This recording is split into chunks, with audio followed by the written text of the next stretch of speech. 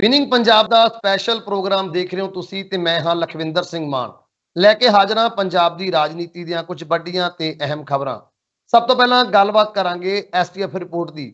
ਜਿਵੇਂ ਕਿ ਚਰਚਾਵਾਂ ਦਾ ਦੌਰ ਸੀ ਕਿ ਅੱਜ ਐਸਟੀਐਫ ਦੀ ਰਿਪੋਰਟ ਜਨਤਕ ਕਰ ਦਿੱਤੀ ਜਾਵੇਗੀ ਤੇ ਕਿਹੜੇ-ਕਿਹੜੇ ਦਾਗੀ ਚਿਹਰੇ ਨੇ ਉਹਨਾਂ ਦੇ ਉੱਪਰ ਵੀ ਅੱਜ ਸਵਾਲ ਖੜੇ ਹੋ ਜਾਣਗੇ ਤੇ ਉਹ ਜਨਤਕ ਹੋ ਜਾਣਗੇ ਚਿਹਰੇ, ਲੋਕਾਂ ਦੀ ਅਦਾਲਤ ਦੇ ਵਿੱਚ ਪਹੁੰਚ ਜਾਣਗੇ। ਕਿਹੜੇ-ਕਿਹੜੇ ਲੋਕ ਸੀ, ਸੋ ਕਿਹੜੇ ਉਹ ਲੋਕ ਹੋਣਗੇ, ਪਰ ਅੱਜ ਇਹ ਰਿਪੋਰਟ ਜਨਤਕ ਨਹੀਂ ਹੋ ਸਕੀ। ਅਦਾਲਤ ਨੇ ਕੀ ਕਿਹਾ ਇਸ ਰਿਪੋਰਟ ਬਾਰੇ, ਉਸ ਬਾਰੇ ਗੱਲਬਾਤ ਕਰਾਂਗੇ ਪ੍ਰਕਾਸ਼ ਸਿੰਘ ਬਾਦਲ ਦੇ ਚੋਣਾਂ ਬਾਰੇ ਕਿ ਆਉਣ ਵਾਲੇ ਸਮੇਂ ਦੇ ਵਿੱਚ 2022 ਦੀਆਂ ਚੋਣਾਂ ਦੇ ਵਿੱਚ ਉਹ ਚੋਣਾਂ ਲੜਨਗੇ ਜਾਂ ਨਹੀਂ ਲੜਨਗੇ, ਹਰਸਿਮਰਤ ਕੌਰ ਬਾਦਲ ਚੋਣ ਲੜਨਗੇ ਜਾਂ ਨਹੀਂ ਲੜਨਗੇ। ਇਸ ਬਾਰੇ ਸ਼੍ਰੋਮਣੀ ਅਕਾਲੀ ਦਲ ਬਾਦਲ ਦੇ ਸੁਪਰੀਮੋ ਸੁਖਬੀਰ ਸਿੰਘ ਬਾਦਲ ਨੇ ਕੀ ਬਿਆਨ ਦਿੱਤਾ, ਉਸ ਬਾਰੇ ਵੀ ਗੱਲਬਾਤ ਕਰਾਂਗੇ ਸੁਖਪਾਲ ਸਿੰਘ ਖਹਿਰਾ ਦੀ, ਜਿਨ੍ਹਾਂ ਨੂੰ ਕਿ ਨਿਆਇਕ ਹਿਰਾਸਤ ਦੇ ਵਿੱਚ ਭੇਜ ਦਿੱਤਾ ਗਿਆ, ਲੇਕਿਨ ਨਿਆਇਕ ਹਿਰਾਸਤ ਵਿੱਚ ਜਾਣ ਤੋਂ ਪਹਿਲਾਂ ਉਹਨਾਂ ਨੇ ਇੱਕ ਤਿੱਖਾ ਹਮਲਾ ਆਪਣੇ ਸਾਥੀਆਂ ਦੇ ਉੱਪਰ ਕੀਤਾ, ਕਾਂਗਰਸ ਸਰਕਾਰ ਦੇ ਉੱਪਰ ਕੀਤਾ। ਕੀ ਹਮਲਾ ਕੀਤਾ, ਇਸ ਬਾਰੇ ਵੀ ਗੱਲਬਾਤ ਕਰਾਂਗੇ ਤੇ ਨਾਲ ਹੀ ਨਾਲ ਗੱਲਬਾਤ ਕਰਾਂਗੇ ਬੈਂਸ ਦੀ, ਸਿਮਰਨਜੀਤ ਸਿੰਘ ਬੈਂਸ, ਜਿਨ੍ਹਾਂ ਨੂੰ ਕਿ ਕੋਰਟ ਦੇ ਵੱਲੋਂ ਇੱਕ ਵੱਡਾ ਝਟਕਾ ਦਿੱਤਾ ਗਿਆ। ਕੀ ਆ ਉਹ ਝਟਕਾ, ਇਸ ਬਾਰੇ ਵੀ ਗੱਲਬਾਤ ਕਰਾਂਗੇ। ਗੱਲਬਾਤ ਕਰਨ ਦੇ ਲਈ ਮੇਰੇ ਨਾਲ ਜੁੜੇ ਨੇ ਪ੍ਰੋਫੈਸਰ ਮਨਜੀਤ ਸਿੰਘ ਅਣਖੀ ਸਾਹਿਬ। ਸਭ ਤੋਂ ਪਹਿਲਾਂ ਉਹਨਾਂ ਦਾ ਸਵਾਗਤ ਕਰਾਂਗੇ। ਅਣਖੀ ਸਾਹਿਬ, ਪ੍ਰੋਗਰਾਮ ਵਿੱਚ ਸਵਾਗਤ ਹੈ ਜੀ। ਬਹੁਤ ਬਹੁਤ ਸ਼ੁਕਰੀਆ ਜੀ।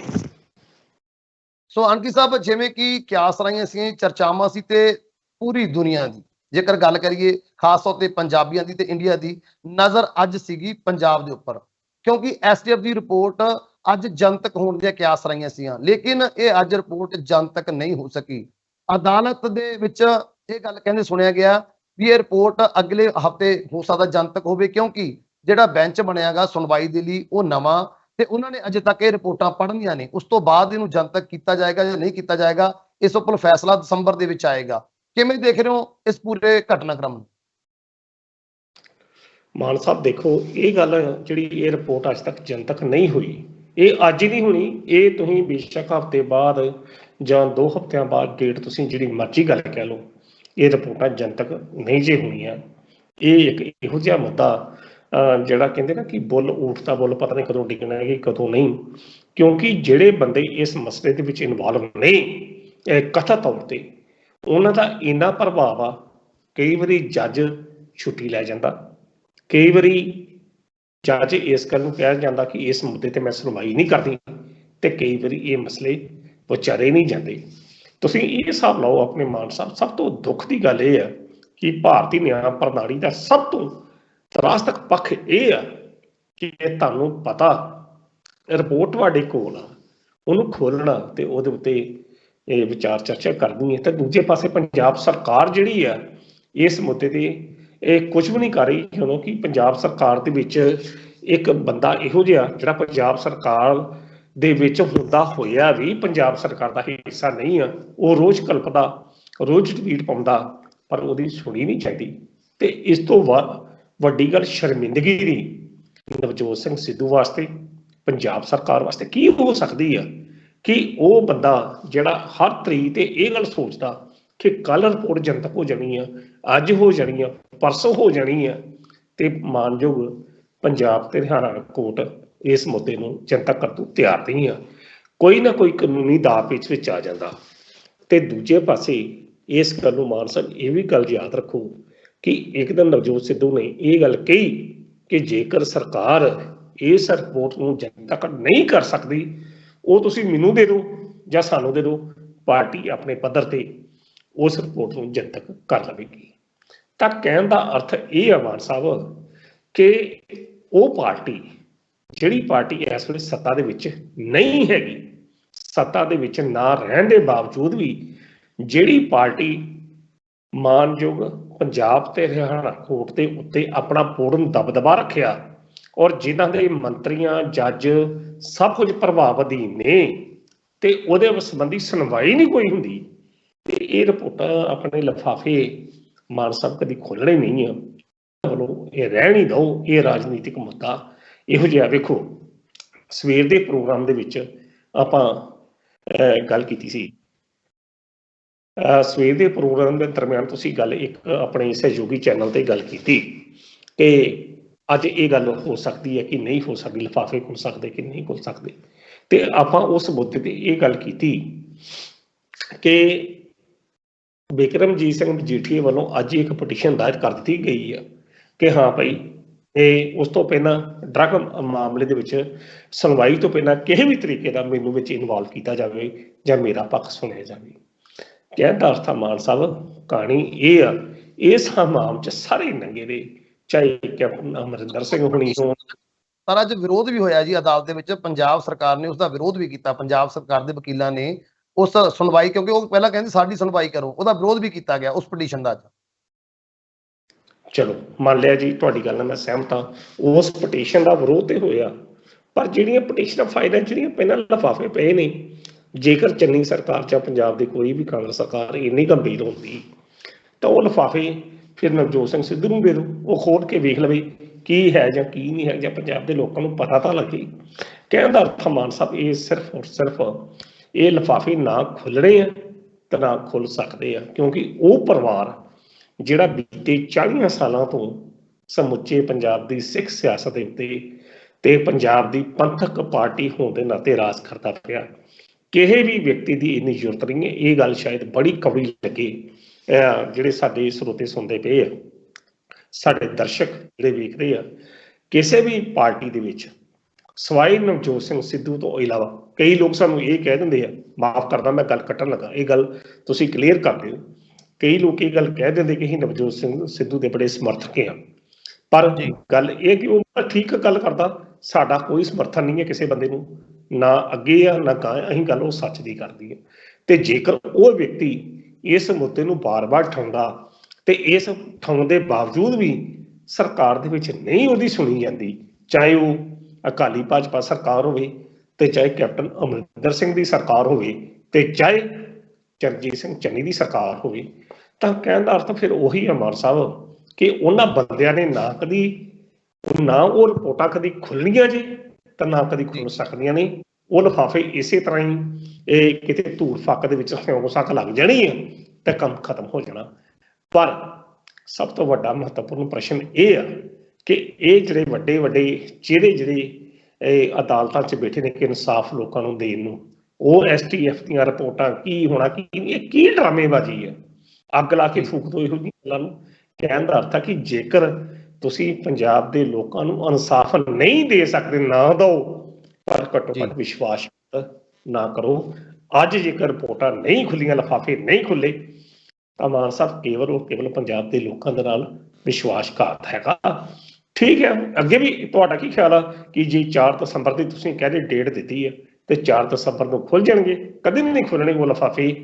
ਇਹਦੇ ਵਿੱਚੋਂ ਬਿਕਰਮ ਮਜੀਠੀਆ ਜਾਂ ਜਿਨ੍ਹਾਂ ਦੇ ਕਥਿਤ ਤੌਰ ਤੇ ਨਾਂ ਆਉਂਦੇ ਆ, ਕਿਸੇ ਨੇ ਵੀ ਨਾ ਕੋਈ ਗੱਲ ਹੋਣੀ ਹੈ ਨਾ ਕੋਈ ਬਾਤ ਹੋਣੀ। ਮਾਫ ਕਰਦਾ ਇਸ ਗੱਲ ਨੂੰ ਕਹਿ ਕੇ ਆਪਾਂ ਮੈਂ ਸ਼ਾਇਦ ਕਿਸੇ ਦਾ ਨਾਮ ਲੈ ਲਿਆ, ਕਿਉਂਕਿ ਉਹਨਾਂ ਵੱਲੋਂ ਪਟੀਸ਼ਨ ਦਾਇਰ ਹੋਈ ਸੀ, ਤਾਂ ਕਹਿਣ ਦਾ ਮਤਲਬ ਕਿਸੇ ਦਾ ਨਾਮ ਨਹੀਂ ਆਉਣਾ ਜਦੋਂ ਇਹ ਰਿਪੋਰਟ ਕਿਤੇ ਜਨਤਕ ਹੋਈ। ਪਰ ਇਹ ਗੱਲ ਮੈਂ ਕਹਿ ਦੇਵਾਂ, ਇਹ ਰਿਪੋਰਟ ਜਨਤਕ ਜਿਹੜੀ ਆ ਇਹ 2021 ਤੱਕ ਦੀ ਜਨਤਕ ਨਹੀਂ ਜੀ ਹੋਣੀ। 2022 ਦੇ ਲਾਗੇ ਚੱਕੇ ਇਲੈਕਸ਼ਨ ਤੋਂ ਪਹਿਲਾਂ ਕੋਡ ਆਫ ਕੰਡਕਟ ਦੇ ਵਿੱਚ ਜੇ ਹੋ ਗਈ ਤਾਂ ਚੰਗੀ ਗੱਲ ਆ, ਪਰ ਹੋਣੀ ਨਹੀਂ ਜੇ। ਇਹ ਗੱਲਾਂ ਬੜੀਆਂ ਦੂਰ ਤੱਕ ਜਾਣੀਆਂ ਮਾਨ ਸਾਹਿਬ। ਸੋ ਇਸ ਕਰਕੇ ਇਹ ਜੋ ਕੁਝ ਹੋ ਰਿਹਾ ਇਹ ਸਿਰਫ ਪੰਜਾਬ ਦੇ ਲੋਕਾਂ ਦੀ ਤਰਾਸਦੀ ਆ ਕਿ ਪੰਜਾਬ ਦੇ ਲੋਕ ਇਹੋ ਜਿਹੇ ਜਿਹੜੇ ਰਾਜਨੀਤਿਕ ਲੋਕਾਂ ਦੇ ਛਲਾਵੇ ਵਿੱਚ ਆਏ ਆ ਤੇ ਲੋਕ ਆਪਣੀ ਤਰਾਸਦੀ ਭੋਗਦੇ ਪਏ ਆ। ਲੋਕਾਂ ਨੇ ਗਾਮ ਹੀ ਇਹਦਾ ਭੁਗਤੀ ਜਾਣਾ ਇਹੋ ਜਿਹੀਆਂ ਰਿਪੋਰਟਾਂ, ਕਿਉਂਕਿ ਉਸ ਪਰਿਵਾਰ ਦਾ, ਬਾਦਲ ਪਰਿਵਾਰ ਦਾ ਜਾਂ ਕਿਸੇ ਪਰਿਵਾਰ ਦਾ ਵੀ ਇੰਨਾ ਉਸ ਪੰਜਾਬ ਮਾਨਯੋਗ ਹਰਿਆਣਾ ਪੰਜਾਬ ਹਾਈ ਕੋਰਟ ਤੇ ਇੰਨਾ ਦਬਾਅ ਆ ਕਿ ਕੋਈ ਵੀ ਜੱਜ, ਕੋਈ ਵੀ ਵਿਅਕਤੀ ਸੁਣਵਾਈ ਕਰਨ ਨੂੰ ਤਿਆਰ ਨਹੀਂ ਆ। ਇਸ ਗੱਲ ਨੂੰ, ਇਸ ਸੰਦਰਭ ਨੂੰ ਵੇਖਣ ਤੋਂ ਪਹਿਲਾਂ ਜਿਹੜੇ ਪਿਛਲੇ ਦਿਨਾਂ ਦੇ ਵਿੱਚ ਜਿਹੜੀਆਂ ਘਟਨਾਵਾਂ ਹੋਈਆਂ ਉਹਨਾਂ ਨੂੰ ਵੇਖ ਲਓ। ਕਹਿਣ ਦਾ ਅਰਥ ਹੈ ਕਿ ਕੱਖ ਨਹੀਂ ਹੋਣਾ, ਇਹ ਲਿਫਾਫੇ ਨਹੀਂ ਜੇ ਖੁੱਲਣੇ। ਬੇਸ਼ੱਕ ਨਵਜੋਤ ਸਿੰਘ ਸਿੱਧੂ ਜਿੰਨਾ ਮਰਜ਼ੀ ਰੌਲਾ ਪਾਵੇ, ਬੇਸ਼ੱਕ ਅੱਜ ਦੀ ਤਰੀਕ ਦੇ ਸੰਬੰਧ ਦੇ ਵਿੱਚ ਚਰਨਜੀਤ ਸਿੰਘ ਚੰਨੀ ਹੁਣਾਂ ਨੇ ਗੱਲ ਕਹੀ 18 ਤਰੀਕ ਨੂੰ ਖੁੱਲੇਗਾ, 18 ਤਰੀਕ ਨੂੰ ਲਿਫਾਫੇ ਖੁੱਲਣਗੇ, ਤਾਂ ਲਿਫਾਫੇ ਤੇ ਖੁੱਲੇ ਨਹੀਂ, ਦਰਸ਼ਨ ਕਰਕੇ ਵਾਪਸ ਆ ਗਏ ਆ। ਚਲੋ ਬਾਕੀ ਗੱਲ ਵੱਖਰੀ। ਜੀ ਮਾਨ ਸਾਹਿਬ। ਬਿਲਕੁਲ ਸਰ, ਜਿਵੇਂ ਤੁਸੀਂ ਕਿਹਾ ਵੀ ਐਨਾਲਿਸਿਸ ਕੀਤਾ ਇਸ ਖਬਰ ਦਾ, ਵੀ ਇਹ ਲਿਫਾਫੇ ਜਿਹੜੇ ਨੇ ਵਸੀਲ ਬੰਦ ਹੀ ਰਹਿਣਗੇ, ਜੱਜ ਬਦਲਦੇ ਰਹਿਣਗੇ, ਸਰਕਾਰਾਂ ਬਦਲਦੀਆਂ ਰਹਿਣਗੀਆਂ, ਲੇਕਿਨ ਜਿਵੇਂ ਹੁਣ ਅੱਗੇ ਦਸੰਬਰ ਦੀ ਪਾਈ ਗਈ ਅਗਲੀ ਤਰੀਕ ਵੀ ਸੁਣਵਾਈ ਦਸੰਬਰ ਦੇ ਵਿੱਚ ਹੋਏਗੀ, ਲੇਕਿਨ ਜਿਵੇਂ ਤੁਸੀਂ ਕਿਹਾ ਵੀ ਇਹ ਇਲੈਕਸ਼ਨ ਦੇ ਨੇੜੇ ਤੇੜੇ ਹੋ ਸਕਦਾ ਹੈ ਹੋ ਜਾਵੇ, ਲੇਕਿਨ ਕਲੀਅਰ ਹੈ ਵੀ ਇਹ ਜਨਤਕ ਨਹੀਂ ਹੋਣਗੀਆਂ। ਇਹ ਲਿਫਾਫੇ ਇਸ ਤਰ੍ਹਾਂ ਹੀ ਗਲ ਜਾਣਗੇ, ਕੋਟ ਦੇ ਵਿੱਚ ਰੁਲਦੇ ਰਹਿਣਗੇ, ਝੂਠ ਫੱਕਦੇ ਰਹਿਣਗੇ। ਸੋ ਆਪਾਂ ਅਗਲੀ ਖਬਰ ਵੱਧਦੇ ਵਧੀਆ ਜੀ। ਗੱਲ ਕਰੀਏ ਹੁਣ ਜੀ ਆਪਾਂ ਸੁਖਬੀਰ ਸਿੰਘ ਬਾਦਲ ਦੀ, ਜਿਨ੍ਹਾਂ ਨੇ ਚੋਣਾਂ ਨੂੰ ਲੈ ਕੇ 2022 ਦੀਆਂ ਚੋਣਾਂ ਨੂੰ ਲੈ ਕੇ ਇੱਕ ਵੱਡਾ ਬਿਆਨ ਦਿੱਤਾ ਹੈ। ਪਹਿਲਾ ਬਿਆਨ ਉਹਨਾਂ ਦਾ ਪ੍ਰਕਾਸ਼ ਸਿੰਘ ਬਾਦਲ ਦੇ ਲਈ। ਉਹਨਾਂ ਨੇ ਕਿਹਾ ਵੀ ਪ੍ਰਕਾਸ਼ ਸਿੰਘ ਬਾਦਲ 2022 ਦੀ ਇਲੈਕਸ਼ਨ ਲੜਨਗੇ ਜਾਂ ਨਹੀਂ ਲੜਨਗੇ, ਇਹਦੇ ਬਾਰੇ ਪਾਰਟੀ ਫੈਸਲਾ ਕਰੇਗੀ। ਇੱਕ ਤਾਂ ਮੇਰਾ ਸਵਾਲ ਹੁਣ ਤੁਹਾਨੂੰ ਇਹ ਹੈ ਜੀ, ਪਾਰਟੀ ਕਿਹੜੀ ਪਾਰਟੀ ਦੀ ਗੱਲ ਕਰ ਰਹੇ ਨੇ? ਕਿਉਂਕਿ ਜੇਕਰ ਜਿਹੜਾ ਫੈਸਲਾ ਕਰਨਾ ਉਹ ਖੁਦ ਪ੍ਰਕਾਸ਼ ਸਿੰਘ ਬਾਦਲ ਨੇ ਕਰਨਾ ਹੁੰਦਾ ਹੈ ਜਾਂ ਸੁਖਬੀਰ ਸਿੰਘ ਬਾਦਲ ਨੇ ਕਰਨਾ ਹੁੰਦਾ, ਉਹ ਕਿਹੜੀ ਪਾਰਟੀ ਦੀ ਗੱਲ ਕਰਦੇ ਨੇ?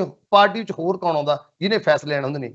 ਤੇ ਦੂਸਰਾ ਸਵਾਲ ਜੋ ਉਹਨਾਂ ਦੂਜਾ ਬਿਆਨ ਹੈ ਜੀ, ਉਹਨਾਂ ਨੇ ਕਿਹਾ ਵੀ ਹਰਸਿਮਰਤ ਕੌਰ ਬਾਦਲ 2022 ਦੀ ਇਲੈਕਸ਼ਨ ਨਹੀਂ ਲੜਨਗੇ। ਇਸ ਦੇ ਪਿੱਛੇ ਆਖਰ ਮਨਸ਼ਾ ਕੀ ਹੈ ਸ਼੍ਰੋਮਣੀ ਅਕਾਲੀ ਦਲ ਬਾਦਲ ਦੀ? ਕੀ ਕਿਤੇ ਇਹ ਤਾਂ ਨਹੀਂ ਵੀ ਉਹਨਾਂ ਨੂੰ ਪਤਾ ਵੀ 2022 ਤੋਂ ਪਹਿਲਾਂ ਕਾਲੇ ਕਾਨੂੰਨ ਰੱਦ ਵੀ ਹੋ ਸਕਦੇ ਨੇ? ਕੇਂਦਰ ਦੇ ਵਿੱਚ ਜੇਕਰ ਇਹ ਰੱਦ ਹੁੰਦੇ ਨੇ ਤਾਂ ਬਾਅਦ ਦੇ ਵਿੱਚ ਫਿਰ ਤੋਂ ਹਰਸਿਮਰਤ ਕੌਰ ਬਾਦਲ, ਜੋ ਕਿ ਹੁਣ ਤੱਕ ਬਾਜ਼ਾਰ ਦੇ ਵਿੱਚ ਰਹੇ ਨੇਗੇ, ਕਿਤੇ ਫਿਰ ਤੋਂ ਆਪਣਾ ਅਹੁਦਾ ਤਾਂ ਨਹੀਂ ਸੰਭਾਲ ਲੈਣਗੇ? ਕਿਸ ਤਰ੍ਹਾਂ ਦੇਖ ਰਹੇ ਹੋ ਇਹਨਾਂ ਦੋਹਾਂ ਖਬਰਾਂ, ਦੋਹਾਂ ਬਿਆਨਾਂ ਨੂੰ ਜੋ ਸੁਖਬੀਰ ਸਿੰਘ ਬਾਦਲ ਵੱਲੋਂ ਪ੍ਰਕਾਸ਼ ਸਿੰਘ ਬਾਦਲ ਅਤੇ ਹਰਸਿਮਰਤ ਕੌਰ ਬਾਦਲ ਦੇ ਲਈ ਆਏ?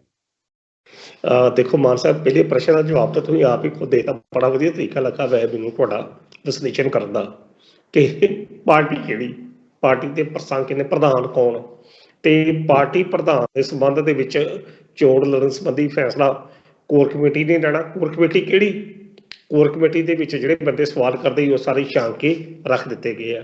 ਤੇ ਪ੍ਰਕਾਸ਼ ਸਿੰਘ ਬਾਦਲ ਜੀ ਨੇ ਇਹ ਵੇਖੋ, ਜੇਕਰ ਸੁਖਬੀਰ ਸਿੰਘ ਬਾਦਲ ਨੂੰ ਇੱਦਾਂ ਲੱਗਦਾ, ਔਰ ਇਹ ਹੋਣਾ ਵੀ ਇਸੇ ਤਰ੍ਹਾਂ ਜੀ, ਕਿਉਂਕਿ ਸੁਖਬੀਰ ਸਿੰਘ ਬਾਦਲ ਨੂੰ ਇਸ ਗੱਲ ਦਾ ਪਤਾ ਕਿ ਜੇਕਰ ਪੰਜਾਬ ਦੇ ਵਿੱਚ ਸ਼੍ਰੋਮਣੀ ਅਕਾਲੀ ਦਲ ਬਾਦਲ ਦੀ ਜੇ ਕੋਈ ਹੋਂਦ ਹੈਗੀ ਆ ਅੱਜ ਦੀ ਤਰੀਕ ਦੇ ਵਿੱਚ, ਤਾਂ ਕੇਵਲ ਔਰ ਕੇਵਲ ਸਰਦਾਰ ਪ੍ਰਕਾਸ਼ ਸਿੰਘ ਬਾਦਲ ਕਰਕੇ ਹੈ। ਤਾਂ ਚਲੋ ਬੁੱਢੇ ਬਾਪੂ ਨੂੰ ਲੈ ਕੇ ਸਾਈਨ ਕਰਾ ਲੈਣਗੇ ਇਲੈਕਸ਼ਨ ਦਾ। ਬੁੱਢਾ ਬਾਪੂ ਜਿੱਥੇ ਮਰਜ਼ੀ ਖਲੋ ਜੇ ਉਹਨੇ ਜਿੱਤ ਜਾਣਾ, ਉਹਨੇ ਹਟਦਾ ਨਹੀਂ ਆ, ਇਹ ਗੱਲ ਇੱਕ ਪੱਕੀ ਆ। ਚਾਹੇ ਗਿੱਦੜਬਾਹੀ ਤੋਂ ਖਲੋਵੇ ਤੇ ਚਾਹੇ ਬਟਾਲਾ ਵਿਧਾਨ ਸਭਾ ਹਲਕੇ ਤੋਂ ਖਲੋ, ਕਿਤੇ ਵੀ ਉਹ, ਕਿਉਂਕਿ ਉਹਨਾਂ ਦਾ ਕੱਦ ਇੱਦਾਂ ਦਾ ਕਿ ਹਰ ਬੰਦੇ ਨੇ ਤਰਸਦੇ, ਇੱਕ ਗੱਲ ਹੁੰਦੀ ਤਰਸ ਦੇ ਆਧਾਰ ਤੇ ਵੋਟਾਂ ਪਾਉਣੀਆਂ, ਤਰਸ ਦੇ ਆਧਾਰ ਤੇ ਵੋਟਾਂ ਪਾ ਸਕਦੇ। ਤੇ ਬਾਪੂ ਬਾਦਲ ਇੰਨੀ ਗੱਲ ਕਹਿ ਦਿੰਦਾ ਦਾ ਸਟੇਜ ਤੇ, ਵੇਖੋ ਜੀ ਮੇਰੀ ਆਖਰੀ ਚੋਣ ਆ ਤੇ ਮੈਂ ਇਹ ਸੋਚਦਾ ਕਿ ਤੁਸੀਂ ਸੁਖਬੀਰ ਨੂੰ ਜਿਤਾ ਦਿਓ, ਤਾਂ ਵੇਖ ਲਓ ਭਰਾਵੋ ਅਸੀਂ ਤਾਂ ਤੁਹਾਡੇ ਕੋਲ ਹੀ ਰਹਿਣਾ। ਬਾਪੂ ਬਾਦਲ ਦਾ ਇਹ ਡਾਇਲਾਗ ਹੁੰਦਾ ਤੇ ਇਹ ਵੇਖ ਲਿਓ, ਫਿਰ ਮੈਨੂੰ ਵੇਖ ਲਓ, ਜੇ ਵੋਟਾਂ ਪਾਉਣੀਆਂ ਤਾਂ ਪਾ ਦਿਓ। ਇਹ ਬਾਦਲ ਸਾਹਿਬ ਦਾ ਹੀ ਡਾਇਲਾਗ ਆ। ਤੇ ਜੇਕਰ ਸੁਖਬੀਰ ਸਿੰਘ ਨੇ ਇਹ ਪਤਾ ਚ ਸੁੱਟਿਆ ਕਿ ਬਾਦਲ ਸਾਹਿਬ ਨੇ ਫੈਸਲਾ ਕਰਦਾ, ਇਸ ਦਾ ਮਾਨ ਸਾਹਿਬ ਅਰਥ ਇਹੋ ਹੀ ਆ ਕਿ ਵੱਡੇ ਬਾਦਲ ਸਾਹਿਬ ਪੂਰਨ ਤੌਰ ਤੇ ਤਿਆਰ ਨੇ, ਚਾਹੇ ਉਹ ਲੰਬੀ ਤੋਂ ਲੜਨ, ਚਾਹੇ ਉਹ ਗਿੱਦੜਬਾਹੇ ਤੋਂ ਲੜਨ, ਚਾਹੇ ਉਹ ਕਿਸੇ ਹਲਕੇ ਤੋਂ ਲੜਨ। ਬਾਦਲ ਸਾਹਿਬ ਸਰਗਰਮ ਸਿਆਸਤ ਦਾ ਹਿੱਸਾ ਜ਼ਰੂਰ ਬਣਨਗੇ, ਕਿਉਂਕਿ ਵੇਖੋ ਇੱਕ ਐਮਐਲਏ ਸੀਟਾਂ ਲੜਦਾ ਤੇ ਬਾਕੀ ਸਿਪਾਹੀਆਂ ਨੇ ਆ, ਘਰ ਬੈਠੇ ਲੜਕੇ ਕੋਈ ਫਰਕ ਨਹੀਂ ਲੱਗਾ ਪੈਣ। ਪੈਨਸ਼ਨ ਇੱਕ ਉਹਨਾਂ ਨੂੰ ਹੋਰ ਮਿਲ ਜਾਂਦੀ ਹੈ ਜਦੋਂ ਉਹ ਵੱਧਦੇ ਆ, ਤੇ ਉਹ ਲੜਨਗੇ ਜ਼ਰੂਰ ਕਿ ਬਾਦਲ ਸਾਹਿਬ ਨੇ ਫੈਸਲਾ ਕਰਦਾ। ਇਹ ਸੁਖਬੀਰ ਦੀਆਂ ਜਿਹੜੀਆਂ ਇੱਦਾਂ ਦੀਆਂ ਬੇਵਕੂਫੀਆਂ ਗੱਲਾਂ ਨੇ, ਇਹ ਬਹੁਤ ਕੁਝ ਦੂਰ ਤੱਕ ਸੰਕੇਤ ਦਿੰਦੀਆਂ। ਦੂਜੀ ਗੱਲ ਜਿਹੜੀ ਇਹਦਾ ਸਬੰਧ ਤੁਸੀਂ ਗੱਲ ਕੀਤੀ ਕਿ ਬੀਬੀ ਹਰਸਿਮਰਤ ਕੌਰ ਬਾਦਲ ਚੋਣ ਨਹੀਂ ਲੜੇਗੀ, ਉਹਨਾਂ ਨੂੰ ਪਤਾ ਉਹ ਇਸ ਕਰਕੇ ਨਹੀਂ ਲੜੇਗੀ ਕਿਉਂਕਿ ਕੇਂਦਰ ਦੇ ਵਿੱਚ ਘੱਟ ਤੋਂ ਘੱਟ ਸ਼੍ਰੋਮਣੀ ਅਕਾਲੀ ਦਲ ਖੇਤਰੀ ਪਾਰਟੀ ਦੀ ਜਿਹੜੀ ਪ੍ਰਤੀਨਿਧਤਾ ਦੋਵੇਂ ਮੀਆਂ ਬੀਬੀ ਕਰਦੇ ਆ।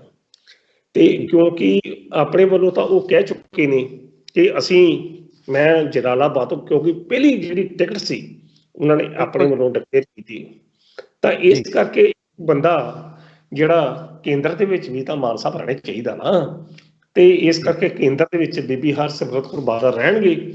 ਬਾਕੀ ਦੇਖੋ ਜਿਹੜੀ ਤੁਸੀਂ ਗੱਲ ਕੀਤੀ ਕਿ ਕਾਲੇ ਕਾਨੂੰਨ ਰੱਦ ਹੋਣੇ ਆ, ਇਹ ਹੋਣਾ ਉਹ ਹੋਣਾ, ਕਾਲੇ ਕਾਨੂੰਨ ਰੱਦ ਹੁੰਦੇ ਆ। ਭਾਜਪਾ ਜਿਹੜੀ ਇਸ ਵੇਲੇ ਆਪਣੀਆਂ ਪਰਾਂ ਤੇ ਉੱਡਣ ਦੀ ਕੋਸ਼ਿਸ਼ ਜਿਹੜੀ ਆ ਉਹ ਕਰਦੀ ਪਈ ਆ। ਕਰਤਾਰਪੁਰ ਲਾਂਘਾ ਔਰ ਪਿੱਛੇ ਜਿਹੜੇ ਸਿੱਖ ਮਸਲਿਆਂ ਨੂੰ ਜਿਸ ਤਰੀਕੇ ਨਾਲ ਹੱਲ ਕੀਤਾ, ਤੇ ਜਿਸ ਤਰੀਕੇ ਨਾਲ ਹੁਣ ਕਿਸਾਨੀ ਜਿਹੜੇ ਕਾਲੇ ਕਾਨੂੰਨ ਨੇ ਉਹਨਾਂ ਨੂੰ ਰੱਦ ਕਰਨ ਸੰਬੰਧੀ ਜਿਸ ਤਰੀਕੇ ਦੀ ਭਾਜਪਾ ਦੀ ਜਿਹੜੀ ਰਣਨੀਤੀ ਚੱਲਦੀ ਪਈ ਆ, ਮਾਨ ਸਾਹਿਬ ਤੁਸੀਂ ਦੇਖਿਓ ਆਉਂਦਿਆਂ ਦਿਨਾਂ 'ਚ ਜੇਕਰ ਭਾਜਪਾ ਆਪਣੇ ਇਸ ਕਨਸੈਪਟ ਦੇ ਵਿੱਚ ਕਲੀਅਰ ਹੋ ਗਈ ਤਾਂ ਅਕਾਲੀ ਦਲ ਦਾ ਪਤਾ ਸਾਫ਼ ਹੋ ਜਾਊਗਾ। ਇਹ ਅੱਜ ਜਿਸ ਤਰੀਕੇ ਨਾਲ ਮਾਫ਼ ਕਰਨਾ, ਪਰਸੋਂ ਜਿਸ ਤਰੀਕੇ ਨਾਲ ਜਦੋਂ ਕਰਤਾਰਪੁਰ ਲਾਂਘਾ ਖੋਲਿਆ ਗਿਆ ਤੇ ਸਭ ਤੋਂ ਜ਼ਿਆਦਾ ਖੁਸ਼ੀ ਜਿਹੜੀ ਆ ਭਾਜਪਾ ਨੇ ਮਨਾਈ, ਪਰ ਇਹ ਕੋਈ ਗੱਲ ਬਣਦੀ ਥੋੜਾ। ਤੇ ਜੇ ਭਾਜਪਾ ਨੇ ਬਣਾਈ ਆ ਤੇ ਇਹਦੇ ਪਿੱਛੇ ਸਮਝਣ ਦੀ ਕੋਸ਼ਿਸ਼ ਕਰੋ ਕਿ ਇਹ ਰਣਨੀਤੀ ਕੀ ਆ। ਉਹ ਸਿੱਖ ਮੁੱਦੇ ਜਿਹੜੇ ਬੀਤੇ ਲੰਮੇ ਸਮੇਂ ਤੋਂ ਲੁਕੇ ਪਏ ਨੇ, ਉਹਨਾਂ ਨੂੰ ਕਿਸ ਤਰੀਕੇ ਨਾਲ ਭਾਜਪਾ ਹੱਲ ਕਰਨ ਦਾ ਯਤਨ ਕਰ ਰਹੀ ਹੈ ਤੇ ਸਿੱਖੀ ਮਾਸਿਸ ਦੇ ਵਿੱਚ ਆਪਣੇ ਆਪ ਨੂੰ ਓਪਰੇਟ ਕਰ ਰਹੀ ਹੈ। ਔਰ ਭਾਜਪਾ ਜਿਹੜੀ ਪੰਜਾਬ ਦੀ ਭਾਜਪਾ ਇਕਾਈ ਆ, ਲੱਡੂ ਵੰਡੇ ਜਾ ਰਹੇ ਕਰਤਾਰਪੁਰ ਲਾਂਘੇ ਦੇ ਸੰਬੰਧੀ, ਉਹ ਭਾਜਪਾ ਜਿਹਨੇ ਕਦੀ ਕਿਸਾਨਾਂ ਦੀ ਗੱਲ ਹੀ ਨਹੀਂ ਕੀਤੀ, ਜਿਨ੍ਹਾਂ ਕਦੀ ਸਿੱਖਾਂ ਦੀ ਗੱਲ ਹੀ ਨਹੀਂ ਕੀਤੀ, ਤੇ ਇੰਨੀ ਕਿਹੜੀ ਖੁਸ਼ੀ ਵਾਲੀ ਗੱਲ ਆ ਕਿ ਜਿਹੜੀ ਕਰਤਾਰਪੁਰ ਲਾਂਘੇ ਦੀ ਸਭ ਤੋਂ ਜ਼ਿਆਦਾ ਖੁਸ਼ੀ ਹੋਈ ਆ। ਕਹਿਣ ਦਾ ਅਰਥ ਆ ਕਿ ਬਹੁਤ ਕੁਝ ਇਹ ਜਿਹੜਾ ਹਰਸਿਮਰਤ ਕੌਰ ਬਾਦਲ ਨੂੰ ਇਸੇ ਕਰਕੇ ਰੱਖਿਆ ਕਿ ਚਲੋ ਕੇਂਦਰ ਦੇ ਵਿੱਚ ਇੱਕ ਵਿਅਕਤੀ ਤਾਂ ਇੱਦਾਂ ਦਾ ਹੋਣਾ ਚਾਹੀਦਾ ਜਿਹੜਾ ਕਦੇ ਕਦਾਈ ਸ਼੍ਰੋਮਣੀ ਅਕਾਲੀ ਦਲ ਦੀ ਜਾਂ ਪੰਜਾਬ ਦੇ ਆਧਾਰ ਤੇ ਗੱਲ ਕਰ ਸਕੇ, ਪਰ ਦੂਜੇ ਪਾਸੇ ਭਗਵੰਤ ਸਿੰਘ ਮਾਨ ਵੀ ਹੈਗਾ, ਉਹ ਵੀ ਇਹੋ ਜਿਹੀ ਗੱਲਾਂ ਆਉਣਗੀਆਂ। ਜੀ ਮਾਨ ਸਾਹਿਬ। ਹਾਂ, ਸੋ ਅਗਲੀ ਸਰ ਆਪਾਂ ਖਬਰ ਲਈਏ, ਜਿਵੇਂ ਤੁਸੀਂ ਗੱਲ ਕਿਹਾ ਵੀ ਹੋ ਸਕਦਾ ਹੈ ਵੀ ਉਹੀ ਆਪਣੀ ਇੱਕ ਉਹਨਾਂ ਨੇ ਪ੍ਰਤੀਨਿਧ ਰੱਖਣਾ ਆਪਣੀ ਖੇਤਰੀ ਪਾਰਟੀ ਦਾ, ਵੀ ਤਾਂ ਜੋ ਸਾਡੀ ਵੀ ਹਿੱਸੇਦਾਰੀ ਬਣੀ ਰਹੇ ਕੇਂਦਰ ਦੇ ਵਿੱਚ। ਸੋ ਇਸ ਲਈ ਉਹਨਾਂ ਨੇ ਸਿਰਫ ਸਿੱਧਾ ਡਿਨਾਈ ਕੀਤਾ ਵੀ ਉਹ 2022 ਦੀ ਇਲੈਕਸ਼ਨ ਨਹੀਂ ਲੜਨਗੇ ਬੀਬੀ ਹਰਸਿਮਰਤ ਕੌਰ ਬਾਦਲ। ਹੁਣ ਆਪਾਂ ਗੱਲ ਕਰਾਂਗੇ ਸੁਖਪਾਲ ਸਿੰਘ ਖਹਿਰਾ ਦੀ, ਜਿਨ੍ਹਾਂ ਦੀਆਂ ਮੁਸ਼ਕਲਾਂ ਲਗਾਤਾਰ ਵੱਧਦੀਆਂ ਜਾ ਰਹੀਆਂ ਨੇ। ਰਿਮਾਂਡ ਤੋਂ ਬਾਅਦ 7 ਦਿਨ ਦੇ ਰਿਮਾਂਡ ਤੋਂ ਬਾਅਦ ਉਹਨਾਂ ਨੂੰ ਕੋਰਟ ਦੇ ਵਿੱਚ ਪੇਸ਼ ਕੀਤਾ ਗਿਆ, ਜਿੱਥੇ ਕਿ ਕੋਰਟ ਨੇ ਉਹਨਾਂ ਨੂੰ 14 ਦਿਨ ਦੀ ਨਿਆਇਕ ਹਿਰਾਸਤ ਦੇ ਵਿੱਚ ਭੇਜ ਦਿੱਤਾ ਹੈ। ਲੇਕਿਨ ਨਿਆਇਕ ਹਿਰਾਸਤ ਵਿੱਚ ਜਾਣ ਤੋਂ ਪਹਿਲਾਂ, ਭਾਵ ਕਿ ਅਦਾਲਤ ਤੋਂ ਬਾਹਰ ਆਉਂਦੇ, ਉਹਨਾਂ ਨੇ ਇੱਕ ਵੱਡਾ ਬਿਆਨ ਦਿੱਤਾ ਹੈ, ਵੱਡਾ ਹਮਲਾ ਕੀਤਾ ਹੈ ਆਪਣੇ ਹੀ ਸਾਥੀਆਂ ਉੱਪਰ, ਕਾਂਗਰਸ ਦੇ ਸਾਥੀਆਂ ਉੱਪਰ। ਉਹਨਾਂ ਨੇ ਕਿਹਾ ਭਾਜਪਾ ਤਾਂ ਮੇਰੇ ਵਿਰੁੱਧ ਸਾਜ਼ਿਸ਼ਾਂ ਰਚ ਹੀ ਰਹੀ ਸੀ, ਲੇਕਿਨ ਕਾਂਗਰਸੀ ਜਿਹੜੇ ਲੀਡਰ ਨੇ ਉਹ ਵੀ ਘੱਟ ਨਹੀਂ, ਕਾਂਗਰਸੀ ਆਗੂ ਜੋ ਮੇਰੇ ਸਕੇ ਸੰਬੰਧੀ ਨੇ ਉਹ ਵੀ ਮੇਰੇ ਨਾਲ ਨਹੀਂ ਖੜੇ, ਮੈਨੂੰ ਦਗਾ ਦਿੱਤਾ ਕਾਂਗਰਸ ਨੇ। ਮੈਂ ਆਉਣ ਵਾਲੇ ਦਿਨਾਂ ਦੇ ਵਿੱਚ ਇਹਨਾਂ ਆਗੂਆਂ ਦੇ ਪਰਦੇ ਫਾਸ਼ ਕਰਾਂਗਾ। ਤੇ ਨਾਲ ਹੀ ਉਹਨਾਂ ਨੇ ਇੱਕ ਵੱਡਾ ਬਿਆਨ ਦਿੱਤਾ ਹੈ ਵੀ ਮੈਂ ਪੰਜਾਬ ਦੇ ਲੋਕਾਂ ਦੀ ਲੜਾਈ ਲੜ ਰਿਹਾ। ਸਰ ਸਵਾਲ ਇਹ ਹੈ ਜੀ, ਕਿਹੜੇ ਲੋਕਾਂ ਦੀ ਗੱਲ ਕਰ ਰਹੇ ਨੇ ਉਹ, ਕਿਹੜੇ ਮਸਲੇ ਲੋਕਾਂ ਦੇ ਹੱਲ ਕਰਾਉਣ ਦੇ ਲਈ ਉਹ ਜੇਲ੍ਹ ਪਹੁੰਚੇ ਨੇਗੇ, ਤੇ ਕਿੰਨਾ ਮੰਤਰੀਆਂ ਦੀ ਗੱਲ ਕਰਦੇ ਨੇ, ਕਿੰਨਾ ਆਗੂਆਂ ਦੀ ਗੱਲ ਕਰ ਰਹੇ ਨੇ ਜਿਨ੍ਹਾਂ ਦੇ ਪਰਦੇ ਫਾਸ਼ ਕਰਨਗੇ, ਤੇ ਕਿਹੜੇ ਪਰਦਿਆਂ ਦੀ ਗੱਲ ਕਰ ਰਹੇ ਨੇ। ਦੇਖੋ ਮਾਨ ਸਾਹਿਬ, ਬੜਾ ਵਧੀਆ ਤੁਸੀਂ ਸਵਾਲ ਕੀਤਾ। ਸਭ ਤੋਂ ਮਜ਼ਾ ਤਾਂ ਇਹ ਸਵਾਲ ਇਹ ਪਹਿਲਾਂ ਕਰਨਾ ਚਾਹੀਦਾ ਹੈ ਸੁਖਪਾਲ ਸਿੰਘ ਖਹਿਰਾ ਦੇ ਸੰਬੰਧੀ। ਸੁਖਪਾਲ ਸਿੰਘ ਖਹਿਰਾ ਉਹ ਬੰਦਾ ਜਿਹੜਾ ਜੇਲ੍ਹ ਦੇ ਵਿੱਚ ਗਿਆ, ਰਿਮਾਂਡ ਤੇ ਲਿਆ, ਤੇ ਕਦੇ ਘੜੇ ਦੀ ਗੱਲ ਕਰਦਾ ਕਿ ਮੇਰੀ ਧਾਰਮਿਕ ਜਿਹੜੇ ਚਿੰਨ੍ਹ ਨੇ ਉਹ ਲਵਾਉਣ ਦਾ ਯਤਨ ਕੀਤਾ ਗਿਆ, ਇਸ ਕਰਕੇ ਮੈਂ ਭੁੱਖ ਹੜਤਾਲ ਤੇ ਬਹਿ ਗਿਆ, ਤੇ ਕਦੇ ਕੁਝ ਤੇ ਕਦੇ ਕੁਝ। ਤੇ ਅੱਜ ਉਹਦਾ ਇਹ ਜਿਹੜਾ ਬਿਆਨ ਆਇਆ ਕਿ ਮੇਰੀ ਕਾਂਗਰਸੀ ਲੀਡਰ ਨੇ ਮੈਨੂੰ ਧੋਖਾ ਦਿੱਤਾ। ਜਿਸ ਬੰਦੇ ਨੇ ਧੋਖਾ ਦਿੱਤਾ ਜਾਂ ਜਿਸ ਵਿਅਕਤੀ ਦੇ ਕਰਕੇ ਸੁਖਪਾਲ ਸਿੰਘ ਖਹਿਰੇ ਹੁਣੀ ਦੂਜੀ ਕਾਂਗਰਸ ਪਾਰਟੀ ਦੇ ਵਿੱਚ ਗਏ, ਜਿਨ੍ਹਾਂ ਦੇ ਸੰਬੰਧੀ ਕੋਈ ਨਹੀਂ ਗੱਲ ਕਹਿ ਰਹੇ ਕਿ ਮੈਂ ਪਰਦੇ ਫਾਸ਼ ਕਰਾਂ, ਉਸ ਲੀਡਰ ਸੰਬੰਧੀ ਸਾਰਿਆਂ ਨੂੰ ਪਤਾ, ਤੇ ਹੁਣ ਉਹਦੇ ਪੱਲੇ ਹੀ ਕੱਖ ਨਹੀਂ ਦਿਆ। ਕਰਨਾ ਉਸ ਬੰਦੇ ਨੇ ਕੀ ਆ? ਕਹਿਣ ਦਾ ਅਰਥ ਇਹ ਹੈ ਕਿ ਸਾਫ਼ ਤੌਰ ਤੇ ਸੁਖਪਾਲ ਸਿੰਘ ਖਹਿਰਾ ਉਹ ਹਾਰੀ ਹੋਈ ਲੜਾਈ ਲੜ ਰਿਹਾ ਸੀ। ਜਿਸ ਦਿਨ ਆਮ ਆਦਮੀ ਪਾਰਟੀ ਨੂੰ ਛੱਡ ਕੇ ਸੁਖਪਾਲ ਸਿੰਘ ਖਹਿਰੇ ਹੋਣਾ ਨੇ ਕਾਂਗਰਸ ਪਾਰਟੀ ਨੂੰ ਜੁਆਇਨ ਕੀਤਾ ਸੀ, ਉਸ ਦਿਨ ਉਹਨਾਂ ਨੂੰ ਪਤਾ ਲੱਗ ਗਿਆ ਸੀ ਕਿ ਆਉਂਦੇ ਦਿਨ ਜਿਹੜੇ ਨੇ ਉਹਨਾਂ ਵਾਸਤੇ ਕਿਹੋ ਜਿਹੇ ਹੋ ਸਕਦੇ ਆ। ਇਸੇ ਕਰਕੇ ਹੀ ਉਹਨਾਂ ਨੇ ਉਸ ਸਮੇਂ ਦੇ ਪੰਜਾਬ ਦੇ ਮੁੱਖ ਮੰਤਰੀ ਦਾ ਪੱਲਾ ਫੜਿਆ ਸੀ। ਪਰ ਸਥਿਤੀਆਂ ਮਾਨ ਸਾਹਿਬ ਪਤਾ ਇੱਕੋ ਨਹੀਂ ਰਹਿੰਦੀਆਂ, ਬਦਲ ਗਈਆਂ। ਤਾਂ ਉਹ ਜਿਹੜੇ ਬੰਦੇ ਨੇ ਉਹ ਤਾਂ ਆਪਣਾ ਵਜੂਦ ਨਹੀਂ ਬਚਾ ਸਕੇ, ਤਾਂ ਫਿਰ ਸੁਖਪਾਲ ਸਿੰਘ ਖਹਿਰੇ ਦੀ ਇਮਦਾਦ ਜਿਹੜੀ ਕਿਸੇ ਨੇ ਕੀ ਕਰਨੀ ਸੀ ਤੇ ਕਿਹਨੂੰ ਬਚਾਉਣਾ ਸੀ। ਵੇਖੋ, ਸੁਖਪਾਲ ਸਿੰਘ ਖਹਿਰੇ ਨੇ ਇਹ ਬਿਆਨ ਦੇ ਕੇ ਪੂਰਨ ਤੌਰ ਤੇ ਆਪਣੀ ਸਥਿਤੀ ਨੂੰ ਪੇਸ਼ ਕਰਤਾ ਕਿ ਕਿਤੇ ਨਾ ਕਿਤੇ ਦੋਸ਼ ਉਹਦੇ ਵਿੱਚ ਵੀ ਆ, ਤੇ ਸ਼ਾਇਦ ਈਡੀ ਤੋਂ ਬਚਣ ਕਰਕੇ ਹੀ ਉਹ ਆਮ ਆਦਮੀ ਪਾਰਟੀ ਨੂੰ ਛੱਡ ਕੇ ਕਾਂਗਰਸ ਦੇ ਵਿੱਚ ਆਇਆ ਹੈ। ਤੇ ਕਾਂਗਰਸ ਦੇ ਵਿੱਚ ਆਇਆ ਤੇ ਜਿੰਨਾ ਚਿਰ ਤੱਕ ਕਾਂਗਰਸ ਦੇ ਉਹ ਪੁਰਾਣੇ ਮੁੱਖ ਮੰਤਰੀ ਰਹੇ, ਕਿਸੇ ਨੇ ਉਹਦੀ ਵਾਹ ਵੱਲ ਨਹੀਂ ਵੇਖਿਆ, ਤੇ ਜਦੋਂ ਉਹ ਮੁੱਖ ਮੰਤਰੀ ਫਿਰ ਸਾਬਕਾ ਮੁੱਖ ਮੰਤਰੀ ਹੋ ਗਏ, ਤਾਂ ਫਿਰ ਈਡੀ ਤਾਂ ਫਿਰ ਖੁਦ ਬਖੁਦ ਉਹਨੇ ਓਪਰੇਟ ਕਰਨਾ ਹੀ ਕਰਨਾ ਸੀ। ਕਹਿਣ ਦਾ ਅਰਥ ਆ ਕਿ ਇਹ ਸੁਖਪਾਲ ਸਿੰਘ ਖਹਿਰੇ ਨੂੰ ਜੋ ਮਰਜ਼ੀ ਕਹੀ ਜਾਣ ਮਾਨ ਸਾਹਿਬ, ਦੋਸ਼ ਤਾਂ ਫਿਰ ਜਿਹੜੇ ਲੱਗੇ ਨੇ, ਈਡੀ ਇਨਫੋਰਸਮੈਂਟ ਡਿਪਾਰਟਮੈਂਟ ਐਵੇਂ ਕੋਈ ਜਾਲੀ ਡਿਪਾਰਟਮੈਂਟ ਨਹੀਂ ਆ, ਕੋਈ ਮਹੱਲੇ ਦੀ ਪਾਰਟੀ ਨਹੀਂ ਆ ਕਿ ਜਿਹੜੀ ਕੋਈ ਐਵੇਂ ਬਿਨਾਂ ਚੁੱਕ ਕੇ ਬੰਦੇ ਦਾ ਸਾਥ ਨਾ ਕੋਰਟ ਦੇ ਵਿੱਚ ਅਗਲਿਆਂ ਨੇ ਪੇਸ਼ ਕੀਤਾ, ਅੱਜ ਫਿਰ ਜੁਡੀਸ਼ੀਅਲ ਰਿਮਾਂਡ ਤੇ ਲੈ ਗਏ ਨੇ। ਬਿਆਨ ਤਾਂ ਇਹੋ ਕਪੜਾ ਕਿ ਏਦਾਂ ਹੋ ਗਿਆ। ਬਾਕੀ ਚੰਗੀ ਗੱਲ ਆ ਸੁਖਪਾਲ ਸਿੰਘ ਖਹਿਰੇ ਹੁਣੀ ਬਾਹਰ ਆਉਣ, ਪਤਾ ਤਾਂ ਲੱਗੇ ਕਿ ਕਿਸ ਬੰਦੇ ਨੇ ਕੀ ਲਾਲਚ ਦਿੱਤਾ ਤੇ ਕਿਸ ਕਰਕੇ ਉਹਨਾਂ ਨੇ ਆਮ ਆਦਮੀ ਪਹਿਲਾਂ ਕਾਂਗਰਸ ਛੱਡੀ, ਫਿਰ ਆਮ ਆਦਮੀ ਪਾਰਟੀ ਚ ਗਏ, ਆਮ ਆਦਮੀ ਪਾਰਟੀ ਛੱਡ ਕੇ ਉਹਨਾਂ ਆਪਣੀ ਪਾਰਟੀ ਬਣਾਈ, ਫਿਰ ਉਹਨਾਂ ਨੇ ਆਮ ਆਦਮੀ ਪਾਰਟੀ ਛੱਡ ਕੇ ਕਾਂਗਰਸ ਚ ਗਏ ਤੇ ਏਅਰਪੋਰਟ ਆਪਣੇ ਏਅਰਪੈਡ ਦੇ ਉੱਤੇ ਹੀ ਮਤਲਬ ਉਹ ਜਿਹੜਾ ਹੈ ਸੀ ਸਰੋਪਾ ਗੱਲ ਚ ਪਵਾ ਕੇ ਕਾਂਗਰਸ ਦੇ ਵਿੱਚ ਸ਼ਾਮਲ ਹੋ ਗਏ, ਜਿਨ੍ਹਾਂ ਵਿੱਚ ਜਗਦੇਵ ਸਿੰਘ ਕਮਾਲੂ, ਪਿਰਮਲ ਸਿੰਘ ਖਾਲਸਾ ਬੰਦੇ ਵਰਗੇ ਬੰਦੇ ਵੀ। ਕਹਿੰਦਾ ਜ਼ਰੂਰੀ ਹੈ ਉਸ ਬੰਦੇ ਨੂੰ ਦੁੱਖ ਤੇ ਲੱਗਣਾ ਹੀ ਹੈ ਨਾ ਕਿ ਇੱਕ ਪਾਰਟੀ ਨੂੰ ਛੱਡ ਕੇ ਤੇ ਦੂਜੀ ਪਾਰਟੀ ਚ ਆਇਆ ਤੇ ਕਿਸੇ ਨੇ ਸਹਾਇਤਾ ਨਹੀਂ ਕੀਤੀ, ਪਰ ਸਹਾਇਤਾ ਕਰਨ ਵਾਲੇ ਵਿਚਾਰੇ ਆਪ ਹੀ ਖੁੱਡੇ ਰਹਿਣ ਲੱਗੇ ਆ। ਕਹਿਣ ਦਾ ਅਰਥ ਚੰਗੀ ਗੱਲ ਆ।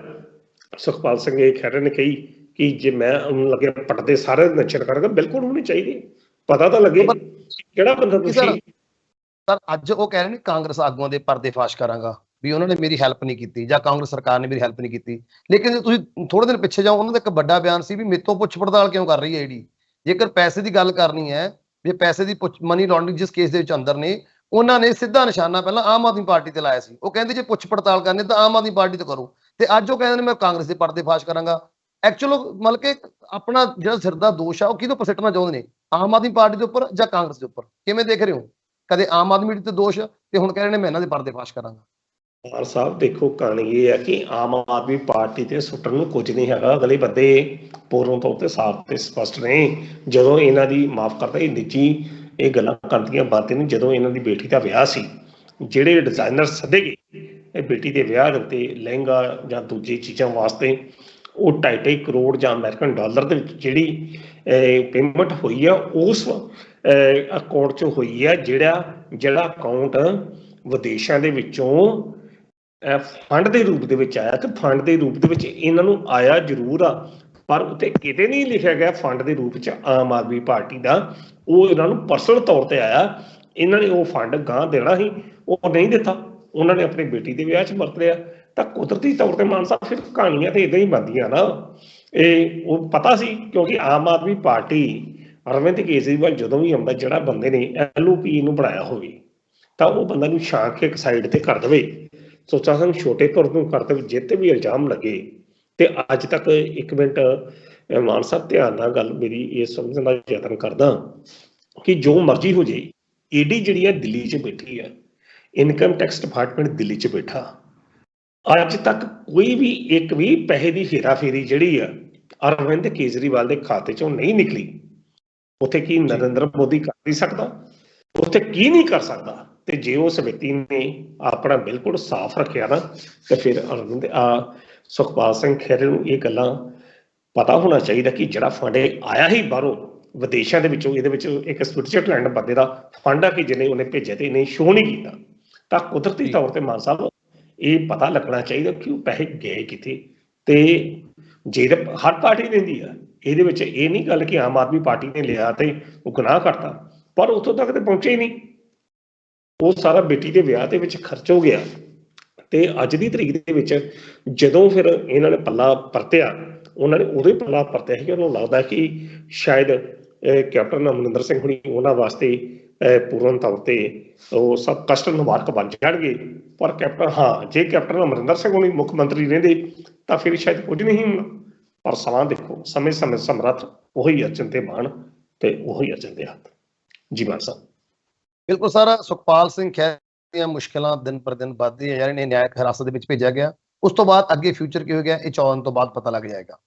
ਹੁਣ ਆਪਾਂ ਅਗਲੀ ਗੱਲ ਕਰੀਏ ਸਿਮਰਨਜੀਤ ਸਿੰਘ ਬੈਂਸ ਦੀ, ਜੋ ਕਿ ਰੇਪ ਕੇਸ ਦਾ ਸਾਹਮਣਾ ਕਰ ਰਹੇ ਨੇ। ਉਹਨਾਂ ਦੀਆਂ ਮੁਸ਼ਕਲਾਂ ਬਹੁਤ ਜ਼ਿਆਦਾ ਵੱਧ ਚੁੱਕੀਆਂ ਨੇ, ਕਿਉਂਕਿ ਕੋਰਟ ਨੇ ਅੱਜ ਉਹਨਾਂ ਦੇ ਲਈ ਗੈਰ ਜ਼ਮਾਨਤੀ ਵਾਰੰਟ ਜਾਰੀ ਕਰ ਦਿੱਤੇ ਗਏ ਨੇ ਵੀ 1 ਦਸੰਬਰ ਤੋਂ ਪਹਿਲਾਂ ਉਹਨਾਂ ਨੂੰ ਫੜ ਕੇ ਕੋਰਟ ਦੇ ਵਿੱਚ ਪੇਸ਼ ਕਰੋ।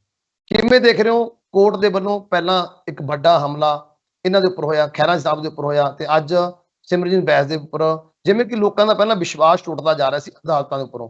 ਲੇਕਿਨ ਜਿਵੇਂ 2 ਵੱਡੇ ਲੀਡਰਾਂ ਦੇ ਉੱਪਰ ਹੱਥ ਪਿਆ, ਅਦਾਲਤ ਨੇ ਸਖਤ ਆਦੇਸ਼ ਦਿੱਤੇ ਨੇ। ਕਿਵੇਂ ਦੇਖ ਰਹੇ ਹੋ? ਕਿਸ ਤਰ੍ਹਾਂ ਦਾ ਅੱਗੇ ਫਿਊਚਰ ਦੇਖ ਰਹੇ ਹੋ? ਲੋਕਾਂ ਦਾ ਵਿਸ਼ਵਾਸ ਬਣੇਗਾ ਅਦਾਲਤਾਂ ਦੇ ਵਿੱਚ?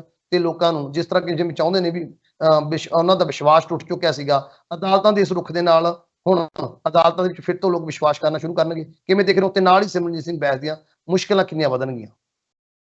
ਦੇਖੋ, ਅਦਾਲਤਾਂ ਦੇ ਉੱਤੇ ਤੇ ਹਮੇਸ਼ਾ ਲੋਕਾਂ ਦਾ ਇੱਕ ਵਿਸ਼ਵਾਸ ਰਿਹਾ, ਪਰ ਜਦੋਂ ਕਈ ਵਾਰੀ ਸੁਪਰੀਮ ਕੋਰਟ ਦੇ ਜਿਹੜੇ ਖਾਸ ਜੱਜ ਨੇ, ਜਿਹੜੇ ਸਰਵੋਤਮ ਜੱਜ ਨੇ, ਜਦੋਂ ਰਿਟਾਇਰ ਹੁੰਦੇ ਨੇ ਤੇ ਜਾ ਕੇ ਰਾਜ ਸਭਾ ਦੇ ਮੈਂਬਰ ਬਣ ਜਾਂਦੇ ਨੇ, ਤਾਂ ਕਈ ਵਾਰੀ ਫਿਰ ਉਹਨਾਂ ਦਾ ਵੀ ਵਿਸ਼ਵਾਸ ਸੁਪਰੀਮ ਕੋਰਟ ਵਰਗੇ ਅਦਾਲਤ ਤੋਂ ਵਿਸ਼ਵਾਸ ਉੱਠ ਜਾਂਦਾ। ਪਰ ਫਿਰ ਵੀ ਇਸ ਤਰ੍ਹਾਂ ਦੇ ਉੱਤੇ ਜੇਕਰ ਇਨਸਾਫ ਹੈ ਤਾਂ ਅਦਾਲਤਾਂ 'ਚੋਂ ਮਿਲਣਾ ਤੇ ਲੋਕਾਂ ਦਾ ਅੱਜ ਦੀ ਤਰੀਕ ਦੇ ਵਿੱਚ ਵੀ ਵਿਸ਼ਵਾਸ ਜਿਹੜਾ ਕਾਇਮ ਹੈਗਾ। ਇੱਕ ਫਿਲਮ ਸੀ ਬੜੀ ਜੌਲੀ LLB, ਤਾਂ ਉਹਦੇ ਵਿੱਚ ਇੰਨੀ ਗੱਲ ਕਹੀ ਕਿ ਹਰ ਬੰਦਾ ਪਤਾ ਕਿ ਭਾਰਤ ਦਾ ਹਰ ਸਿਸਟਮ ਜਿਹੜਾ ਕਰਪਟ ਹੋ ਗਿਆ, ਪਰ ਜਦੋਂ ਵੀ ਕਿਸੇ ਬੰਦੇ ਨੂੰ ਹਰ ਬੰਦੇ ਬੰਦਾ ਘਿਰ ਜਾਂਦਾ ਤਾਂ ਉਹ ਇੰਨੀ ਗੱਲ ਜ਼ਰੂਰ ਕਹਿੰਦਾ ਦੂਜੇ ਬੰਦੇ ਨੂੰ ਥ੍ਰੈਟ ਕਰਨ ਵਾਸਤੇ, ICU ਇਨ ਕੋਰਟ। ਤਾਂ ਉਹ ਡਾਇਲੌਗ ਬੜਾ ਪਿਆਰਾ। ਤਾਂ ਕੋਟਾ ਦੀ ਮਰਿਆਦਾ, ਕੋਟਾ ਦੀ ਮਾਨ ਮਰਿਆਦਾ ਕਾਇਮ ਰਹਿਣੀ ਚਾਹੀਦੀ ਹੈ। ਤਾਂ ਕੁਝ ਲੋਕ ਅੱਜ ਦੀ ਤਰੀਕ ਵਿੱਚ ਵੀ ਹੈਗੇ ਆ ਜਿਹੜੇ ਲੋਕਾਂ ਨੂੰ ਇਨਸਾਫ ਦੇਣ ਵਾਸਤੇ ਤਤਪਰ ਨੇ, ਤੇ ਚੰਗੀ ਗੱਲ ਆ ਕਿ ਜੇਕਰ ਅੱਜ ਦੀ ਤਰੀਕ 'ਚ ਕੋਈ ਵੀ ਜੱਜ ਜਿਹੜਾ ਇਨਸਾਫ ਦੇਣ ਵਾਸਤੇ ਆਪਣੀ ਡਿਊਟੀ ਨੇ, ਵੇਖੋ ਜੱਜ ਹੋਣਾ ਬਹੁਤ ਵੱਡੀ ਗੱਲ ਹੈ ਮਾਨ ਸਾਹਿਬ। ਜੱਜ ਮੀਨਸ ਪੱਖ ਬੰਦਾ ਜਿਹਨੇ ਇਨਸਾਫ ਦੇਣਾ। ਲੋਕ ਉਹਦੀ ਕਲਮ ਦਾ ਲਿਖਿਆ, ਦੁਨੀਆ ਦੀ ਕੋਈ ਤਾਕਤ ਮੋੜ ਨਹੀਂ ਸਕਦੀ, ਉਤੋਂ ਪਰਮਾਤਮਾ ਦੇ ਥੱਲੇ ਜੱਜ। ਤੇ ਜੇਕਰ ਜੱਜ ਫਿਰ ਫੈਸਲਾ ਕਰਦਾ, ਇਨਸਾਫ ਕਰਦਾ, ਤਾਂ ਉਹ ਫਿਰ ਵਾਕਈ ਰੱਬ ਦੀ ਗਵਾਹੀ ਦੇ ਵਿੱਚ ਹੀ ਉਹ ਦਰਜ ਹੁੰਦਾ। ਜਿਵੇਂ ਚਿੱਤਰਗੁਪਤ ਲਿਖਦੇ ਆ, ਕਹਿੰਦੇ ਚਿੱਤਰਗੁਪਤ ਦੋ ਬੰਦੇ, ਇੱਕ ਸੱਜੇ ਇੱਕ ਖੱਬੇ ਬੈਠਾ, ਇੱਕ ਬੰਦਾ ਬੰਦੇ ਦੇ ਪਾਪ ਲਿਖਦਾ, ਇੱਕ ਪੁੰਨ ਲਿਖਦਾ। ਤੇ ਜਿਹੜਾ ਬੰਦਾ ਇਨਸਾਫ ਕਰਨ ਦੀ ਕੁਰਸੀ ਤੇ ਬੈਠਾ, ਉਹਨਾਂ ਦੇ ਮੋਢੇ ਦੇ ਵਿੱਚ ਚਿੱਤਰਗੁਪਤ ਬੈਠਾ, ਤੇ ਕਿਸ ਤਰੀਕੇ ਨਾਲ ਉਹਨੇ ਲਿਖਣਾ, ਚਿੱਤਰਗੁਪਤ ਉਹ ਵੀ ਲਿਖਦਾ।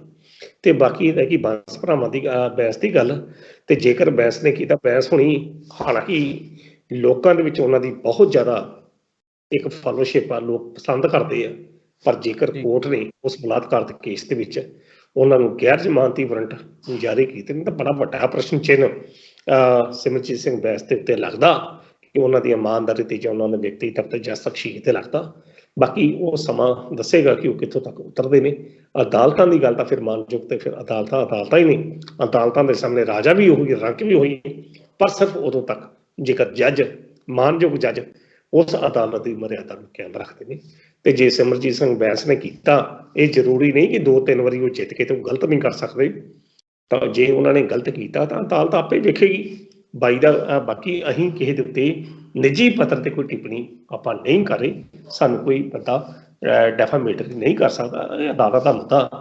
ਅਦਾਲਤ ਨੇ ਅਗਰ ਉਹਨਾਂ ਨੂੰ ਗੈਰ ਜ਼ਮਾਨਤੀ ਵਾਰੰਟ ਉਹਨਾਂ ਦੇ ਜਾਰੀ ਕੀਤੇ ਆ, ਇਹ ਆਉਣ ਵਾਲਾ ਸਮਾਂ ਦੱਸੇਗਾ ਕਿ ਉਹ ਕਿੱਥੋਂ ਤੱਕ ਵਿਚਰਦੇ। ਜੀ ਮਾਨ ਸਾਹਿਬ।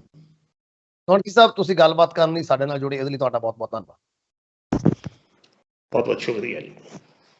ਇਹ ਸਨ ਪ੍ਰੋਫੈਸਰ ਮਨਜੀਤ ਸਿੰਘ ਅਣਖੀ ਸਾਹਿਬ, ਜਿਨ੍ਹਾਂ ਨੇ ਪੰਜਾਬ ਦੀਆਂ ਇਹਨਾਂ ਅਹਿਮ ਖਬਰਾਂ ਦੇ ਉੱਪਰ ਖੂਬਸੂਰਤ ਵਿਸ਼ਲੇਸ਼ਣ ਕੀਤਾ। ਸਾਨੂੰ ਉਮੀਦ ਹੈ ਸਾਡੇ ਦਰਸ਼ਕਾਂ ਨੂੰ ਉਹਨਾਂ ਦੁਆਰਾ ਕੀਤੀ ਹੋਈ ਇਹ ਚਰਚਾ ਜ਼ਰੂਰ ਪਸੰਦ ਆਏਗੀ। ਤੁਹਾਨੂੰ ਇਹ ਚਰਚਾ ਕਿਸ ਤਰ੍ਹਾਂ ਲੱਗੀ, ਸਾਨੂੰ ਕਮੈਂਟ ਕਰਕੇ ਜ਼ਰੂਰ ਦੱਸਿਓ। ਅਗਲੇ ਇੱਕ ਪ੍ਰੋਗਰਾਮ ਦੇ ਵਿੱਚ ਫਿਰ ਤੋਂ ਅਸੀਂ ਖਬਰਾਂ ਦਾ ਕਰਾਂਗੇ ਵਿਸ਼ਲੇਸ਼ਣ। ਉਦੋਂ ਤੱਕ ਸਾਨੂੰ ਦਿਓ ਇਜਾਜ਼ਤ। ਧੰਨਵਾਦ।